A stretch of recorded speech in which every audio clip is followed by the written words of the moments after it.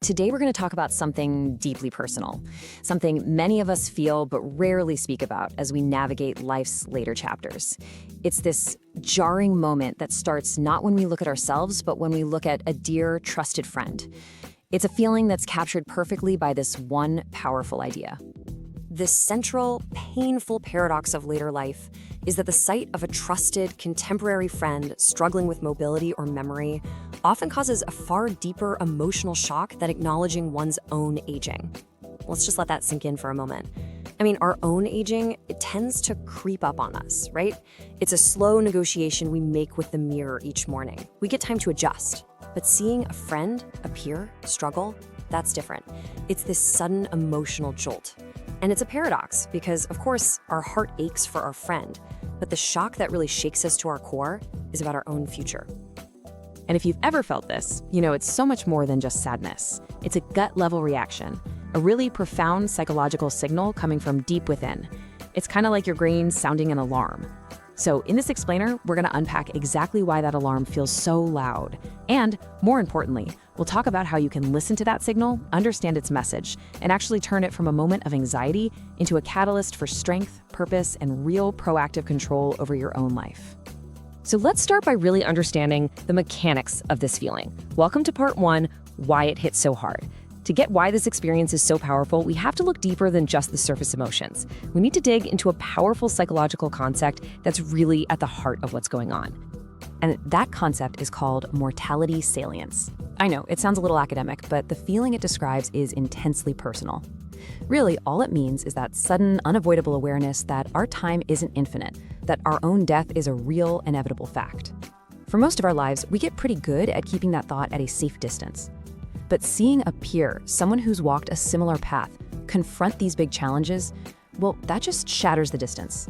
It yanks that abstract idea of the future right into your present moment and forces this raw, sudden confrontation with your own vulnerability. What's so useful here is how this slide separates two powerful feelings that are happening at the same time. On the left, you've got grief that's focused outward. Our heart goes out to our friend, we feel genuine sadness for what they're going through. It's a response to their pain. But mortality salience, on the right, that's focused inward. Our friend becomes a mirror, reflecting a possible future back at us. It's a response to the sudden awareness of our own vulnerability. It's that quiet, nagging voice in the back of your head that starts asking, could this be me? When could this be me? Both feelings are completely real, but it's that second one, the internal one, that delivers that deep personal shock. So when that jolt hits, what's really shifting inside of us? It isn't just some vague fear of what's to come. Research points to two very specific, very human reasons that make this shock feel so intense and so personal. Okay, so first there's something called identity maintenance. We all have an internal story we tell ourselves about who we are and how we're aging. You know, maybe our story is, we're the active ones, the travelers, the ones who are still sharp. Your friend is a huge part of that story. They're your benchmark. So when they start to struggle, the mirror they hold up doesn't just show their new reality. It actually cracks your own personal story. And second, there's the very real, very practical fear of network erosion. This person is more than just a friend. They're a pillar in your social safety net. They're who you call with good news, who you plan trips with, who remembers the same stories you do. The thought of losing them isn't just sad, it's a structural loss that threatens our deep need for security and connection. And understanding these two forces brings us right to the core lesson of this entire explainer. Welcome to part two, the peer is the mirror. And I really want to emphasize, this isn't just some poetic idea. We're going to treat it as a practical framework for figuring out what to do next. And here it is, maybe the most crucial point of our entire discussion. The shock you feel is not a sentence. It is not a prediction condemning you to the same fate. It is a signal. Think of it like a wake-up call from your own mind, an urgent but ultimately helpful message that it's time to pay attention, to reevaluate, and to get prepared. It's an opportunity disguised as a crisis. So what is that signal actually telling you to do? It's calling on you to take proactive control over your own autonomy. That feeling of helplessness that this shock can bring on is terrifying. The only real antidote to that fear isn't denial. It's conscious, deliberate action. It's about looking clearly at the road ahead and deciding you're going to build the bridges and guardrails you'll need, instead of just hoping they magically appear. Now, to take control effectively, it really helps to break down this big idea of autonomy into 3 core pillars. Think of them like the 3 legs of a stool. If one is weak, the whole thing gets wobbly. But if all 3 are strong, they support a stable and independent life. Those pillars are functional, financial, and decisional autonomy. Let's quickly look at each one. First up, functional autonomy. This is the one we can see and feel most directly. It's about your body, your physical ability to get around and manage your day-to-day life. It's everything from your mobility and strength to being able to cook, drive, and take care of yourself. Seeing a friend struggle with mobility is maybe the clearest signal of all. It's a direct call to action to invest in your own physical health, whether that means finally starting those balance exercises or addressing a health issue you've been putting off. The second pillar is financial autonomy. This is all about having the resources and the economic freedom to make choices that support your well-being. It's about making sure your options aren't dictated by your bank account. This means having a clear plan for potential healthcare costs and just making sure you have the means to live comfortably and safely on your own terms. And third, and please don't underestimate this one, is decisional autonomy. This is about your voice. It's about making sure you have the final say in your own life, especially when it comes to your health. It's the power to make your own choices, and even more importantly, ensuring those choices will be honored even if you can't express them yourself. This is where things like a durable power of attorney for healthcare come in. They aren't just pieces of paper. They are your voice, speaking for you when you might not be able to. Okay, so now that we get the psychological why behind the shock and the what of proactive control, we can move to the most important part, the how. This brings us to part 3, your proactive autonomy check. This is where we stop talking about it and start doing something about it. Here are 4 concrete steps you can take to harness the energy from that initial shock and turn it into something positive. First, acknowledge it. Don't push the feeling away. Instead, accept it as a valid signal. Use it to ask yourself, what's most important to me for this next chapter? Second, implement something.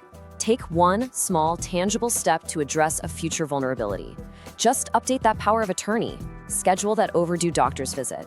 One single action breaks the anxiety cycle and gives you back a feeling of control. Third, connect. This is about your friend. Shift your focus from your own fear to their reality. Be a friend, not a fixer. Just listen. Be present. And fourth, define a goal. To counter that feeling of a shrinking future, you have to actively create a new one. Set a simple goal, plan a trip, sign up for a class. It's about shifting from fearing the end of the road to creating new, exciting destinations along the way. Taking these steps isn't just about a short-term fix for anxiety. It's about building a sustainable practice for yourself. It's a fundamental shift in perspective. And that brings us to part 4, wisdom for the long game. I want you to really let this one sink in. The vulnerability is temporary, but the productive reevaluation it triggers can lead to sustained fulfillment. That intense, shocking moment of feeling vulnerable, it feels like it will last forever, but it will pass. It doesn't have to define you. It's simply a catalyst. Think of it as a painful but necessary nudge from the universe to stop, look around, and intentionally choose your path forward. And the reevaluation it prompts, if you act on it, can lead to a deeper sense of peace than you had before. Ultimately, your story isn't written by what happens to you, but by how you choose to respond. By channeling that initial shock into proactive planning for yourself and deeper connection with others, you're actively choosing the themes of your later years. You're choosing to define them not by fear, but by courage, not by loss, but by connection, and not by anxiety, but by a profound and earned peace. And this brings us to our final section, which is all about turning insight into action. Welcome to Part 5, a challenge for connection. This is about putting everything we've talked about into practice right now. If you take only one thing away from our time together, please let it be this. The shock of seeing a peer decline is not a curse. It is your signal. It is your personal call to action to do 2 things at once: secure your own autonomy for the future, and at the exact same time, deepen the human connections that give your life meaning right now. Protecting yourself and connecting with others, they are 2 sides of the very same coin. So with that in mind, I want to leave you with a gentle challenge. It's concrete, it's actionable, and you can do it within the next 48 hours. Here it is. Sometime in the next 2 days, just take a quiet moment and think of the 3 most important people in your life. Got them? Okay, now your challenge is to initiate one intentional, meaningful connection with just one of them. And I don't mean a quick text. I mean a real phone call, a heartfelt email, planning a coffee. The goal is to consciously act on the value of that connection, turning that abstract fear of loss into a concrete, beautiful act of appreciation. In the end, we've seen that the painful shock of seeing our peers decline is really a powerful psychological signal, reminding us of our own precious time. The most helpful insight, I hope, is knowing you have the power to use that signal, not as a source of fear, but as motivation to build your future with intention. By choosing intentional connection and self-care today, you're doing more than just preparing. You're securing a legacy of courage, and you're building a future that's defined by the profound peace that comes from how you choose to live.